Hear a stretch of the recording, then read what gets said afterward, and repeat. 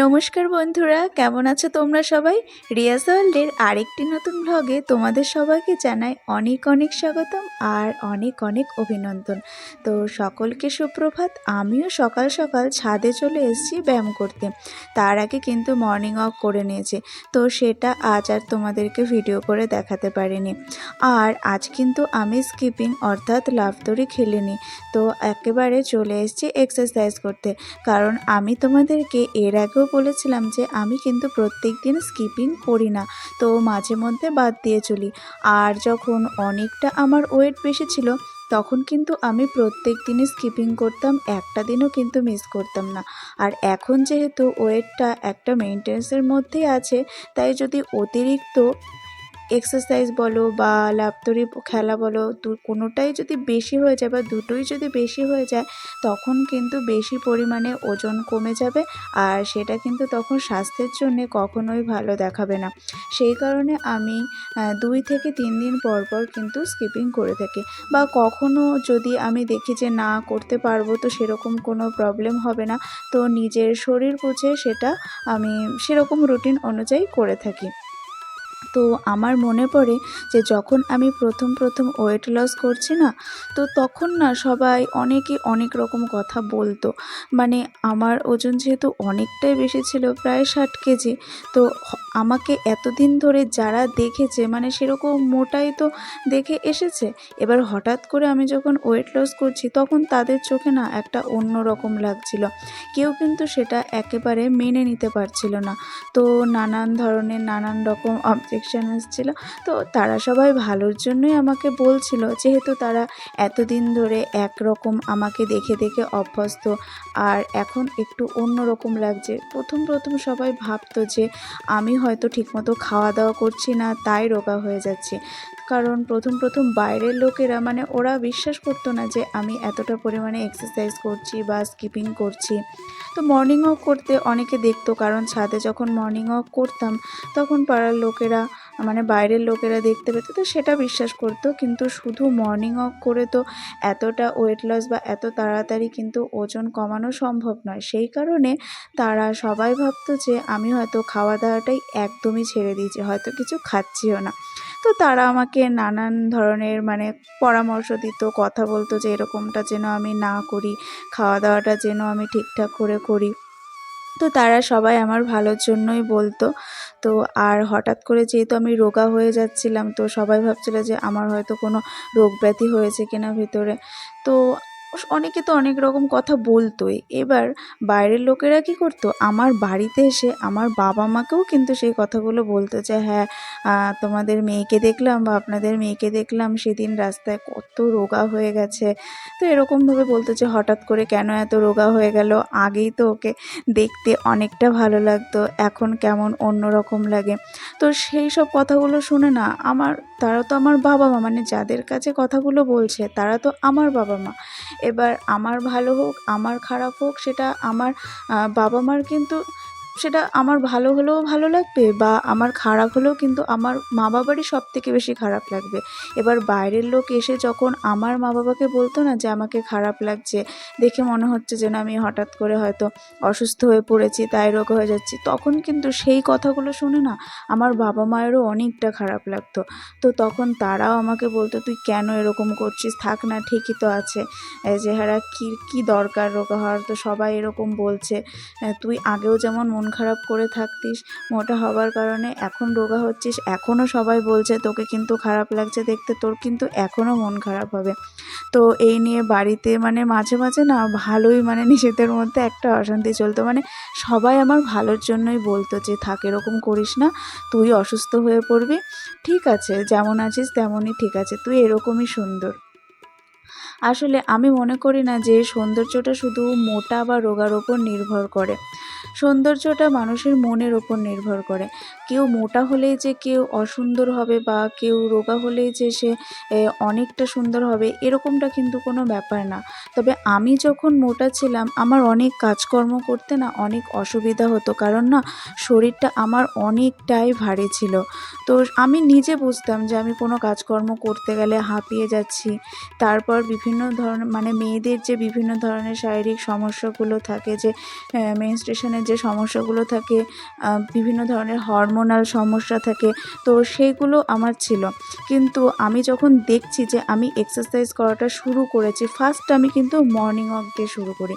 Morning walk করে করে আমি প্রথমে কিন্তু ওজনটা কিছুটা কমিয়ে নিই। তো যখন থেকে আমি দেখছি যে আমি মর্নিং ওয়াক করা শুরু করেছি বা আমি এক্সারসাইজটা শুরু করেছি, তখন থেকে আমি দেখছি যে সেই সমস্ত না প্রবলেমগুলো আস্তে আস্তে কিন্তু নর্মাল হয়ে আসছে।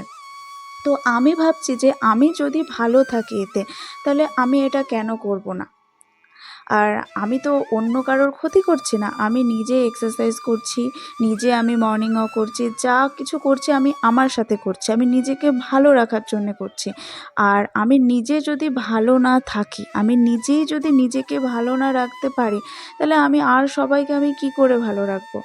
তো এই ধরনের মানে নানান রকম সমস্যা, নানান রকমের মানে দোলাচলের মধ্য দিয়ে আমি শেষ অবধি কিন্তু আমি নিজেকে পরিবর্তন করতে পেরেছিলাম। সবসময় আমি একটাই লক্ষ্য রাখতাম যে হ্যাঁ, সবাই বলছে আজকে আমার ভালোর জন্যই বলছে। কারণ ওরা ছোটোবেলা থেকে আমাকে একরকম দেখেছে আর এখন আমাকে অন্য রকম দেখছে। তাই ওদের তো একটু অন্যরকম মানে একটু অন্যরকম লাগবে, খারাপ লাগবে। সেটা যদি ওদের জায়গায় আমি থাকতাম হয়তো আমারও লাগতো।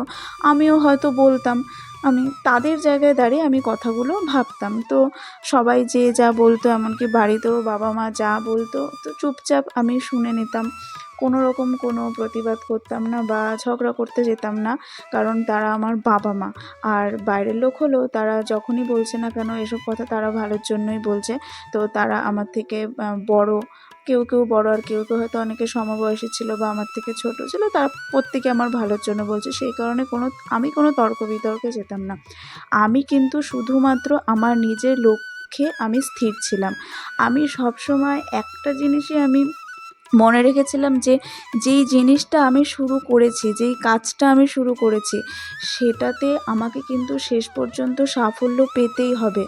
আমি যে লক্ষ্যটা নিয়ে শুরু করেছি সেই লক্ষ্যে শেষ পর্যন্ত কিন্তু আমাকে পৌঁছাতেই হবে। আমাকে কেউ থামাতে পারবে না। তো তখন আমাকে মানে উৎসাহিত করার মতো বা মোটিভেট করার মতো কিন্তু আমার চারপাশে কেউ ছিল না। বরং তো মানে আমার চারপাশে যারা ছিল তারা সবাই শুধু আমাকে শুধু মানে নেগেটিভিটি দিয়ে যেত যে এইটা করিস না, এতে খারাপ হতে পারে, ওইটা করিস না, আরও কিন্তু তোর স্বাস্থ্য খারাপ হয়ে যেতে পারে, তোকে কেমন লাগছে দেখতে, দেখ আগেই সুন্দর লাগতো।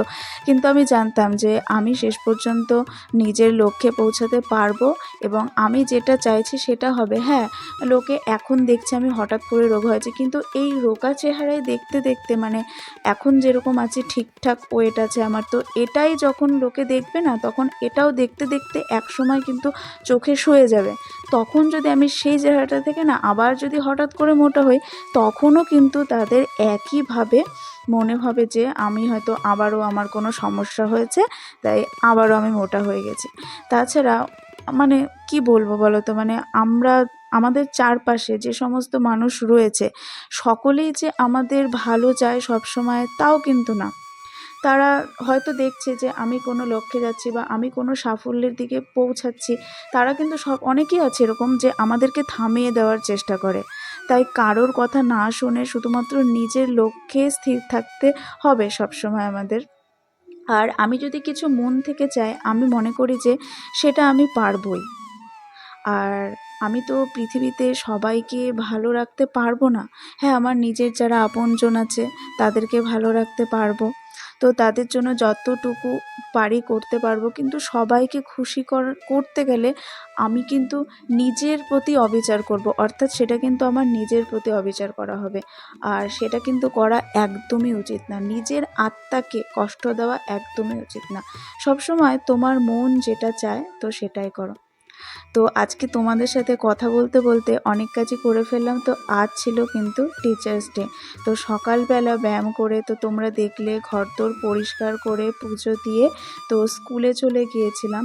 তো স্কুল থেকে ফিরে এসে সমস্ত জামাকাপড় মানে চেঞ্জ করে তারপরে আবারও স্নান করে এখন কিছু ভেজা জামাকাপড় ছিল তো ওইগুলো মেলে দিতে ছাদে চলে এসেছি।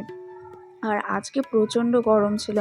আর এমনিতে সেরকমটা তো আমার শাড়ি পরা হয় না, তাই শাড়ি পরে একটু চলাফেরা করতে একটু অসুবিধা হয়।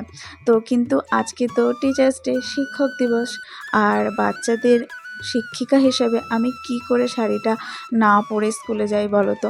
কারণ বাচ্চারা আমাকে খুব ভালোবাসে, আর ওরাই বায়না করেছিল যে আমাকে এই একটা দিন কিন্তু শাড়ি পরে আসতে হবে। তো আমার স্কুলটা এমন জায়গায়, মানে সেখানে যেই কমিউনিটির স্টুডেন্টরা পড়ে, তো সেই জন্যে আমার স্কুলটাতে সরস্বতী পুজো হয় না, কারণ সরস্বতী পুজো কিন্তু সবসময় ছাত্রছাত্রীদের জন্যই করা হয়। তো ছাত্রছাত্রীরাই যদি পুজো দিতে না পারে, তখন কিন্তু স্কুলে সরস্বতী পুজো করাটা সম্ভব না। তো সেই কারণে তো আমার স্কুলে সেরকম শাড়ি পরে যাওয়া হয় না। তো ওই একটা দিনও যদি আমি শাড়ি না পরি, তাহলে বাচ্চাদের ভীষণ মন খারাপ করবে। আর বাচ্চারা ভীষণ বায়না করেছিল আগের দিনকে, ওরা আমাকে বায়না করে বলেছিল যে আমরা কিন্তু সেজেগুজে আসবো, মানে আমি ওদেরকে নাচ শিখিয়েছি, গান শিখিয়েছি, তো যারা নাচ করেছে তো ওরা শাড়ি পরে আসবে, সেজেগুজে আসবে, তাই আমিও যেন শাড়িটা পরে যাই আর একটু সাজুগুজু করে যাই। তো ওরা যখন আবদার করেছে, আমি সেই আবদারটা না রেখে পারি বলো তো? আর এখন সন্ধেবেলা চলে এসেছি সন্ধে দিতে, আর আজ কিন্তু বৃহস্পতিবার, তাই এখন আমি লক্ষ্মীর পাঁচালি পরে নিচ্ছি। মলয় পর্বতে বসে লক্ষ্মীনারায়ণ মন সুখে দুই জনে করে আলাপন বিনা করে হেনুকালে নারদ মহামুনি। আজ সারাটা দিন যে এত সুন্দর কাটবে সেটা কিন্তু আমি কল্পনাও করতে পারিনি। ওই ছোট্ট ছোট্ট বাচ্চাগুলো আমার জন্য এত সুন্দর করে এত সব কিছু আয়োজন করেছিল না, তা আমার ভাবনারও অনেক অতীত। কারণ ওরা এতটা ছোট, ওদের কাছ থেকে এত কিছু আশা কিছুতেই করা যায় না। আর স্কুলে গিয়ে কি কি হলো, বাচ্চাগুলো আমার সাথে কি কি করেছে, সেটা কিন্তু তোমাদেরকে আমি আগেই শর্ট ভিডিওতে শেয়ার করে দিয়েছি। তোমরা যারা যারা দেখোনি সেই শর্ট ভিডিওটি, তো সেটা দেখে নিও, তাহলেই বুঝতে পারবে যে বাচ্চারা আমাকে কতটা ভালোবাসে। আর রাতের খাওয়া দাওয়া হয়ে গেছে, তো ছোটো বোন করে পাশে থেকো।